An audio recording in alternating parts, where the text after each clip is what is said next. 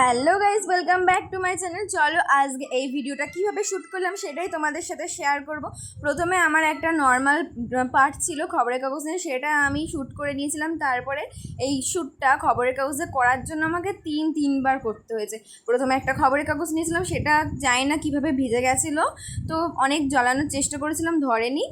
তারপরে সেটাকে বাদ দিয়ে আবার একটা অন্য খবরের কাগজ নিলাম, নিয়ে আবার একটা শ্যুট করলাম। সেই শ্যুটটা আমার ঠিক একটা পছন্দ হচ্ছিল না, সেই জন্য আমি আবার একটা শ্যুট করে নিয়েছিলাম। এই লাস্টবারের শ্যুটটা আমার সবথেকে বেশি পছন্দ হয়েছিল।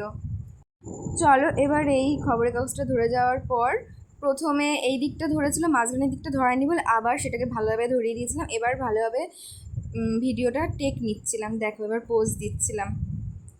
এই ভিডিওটা যদি তোমাদের খুব ভালো লেগে থাকে তাহলে লাইক কমেন্ট শেয়ার করে দিও। আর দেখো এই খবরের কাগজের এই ভিডিওটা শ্যুট করতে গিয়ে আমার ঘরের কি অবস্থা হয়েছে, চারিদিকে খবরের কাগজের টুকরো উড়ে উড়ে গেছে, পোড়া পোড়া টুকরো, খাটফাট সব পুরো ভরে গেছে।